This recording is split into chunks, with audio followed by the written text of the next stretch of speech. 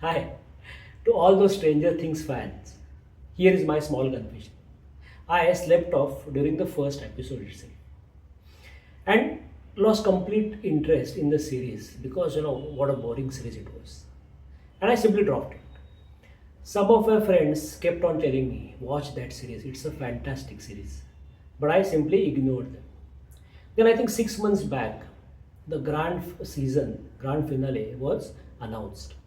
And then suddenly my interest spiked up because there was huge noise around that series. And with a lot of patience, I started watching first, second, third episodes. And by the end of I think fourth episode, I was completely hooked. Not because of the monsters, but because of somebody called 11 or L or 011, whatever you call. She is that perfect superhuman. She has those mind reading abilities, telekinesis abilities. She can just move anything in the air just by her vision, and so on and so forth. So, first three seasons, she is simply the superhero of the entire universe of Stranger Things. But something strange happens during the end of the third season, where she completely loses all her powers.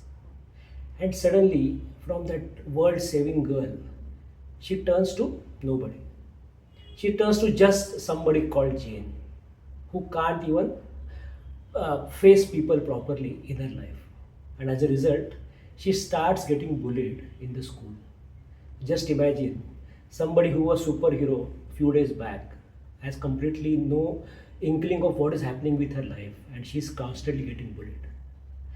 And that moment stayed with me a lot during the entire series.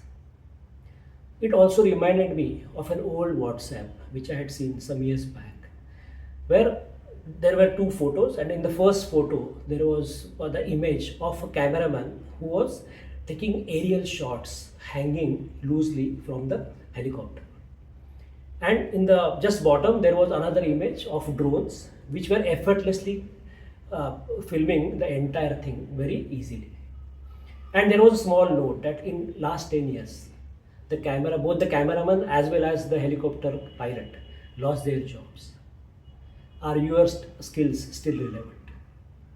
And this Jane losing her superpowers and then not able to face the life suddenly reminded me of that specific image. And I started wondering whether whatever I am doing today, is it really relevant in maybe probably another 3 4 years? Am I doing any conscious efforts to really upgrade myself? Because the so called VUCA world we are living in, and this VUCA is this vulnerable and then uncertain and so on and so forth. But the point here is, if we are not adapting to the challenges, if we are not adapting to the new learnings around us, then there is very minimal chance of us surviving in long term.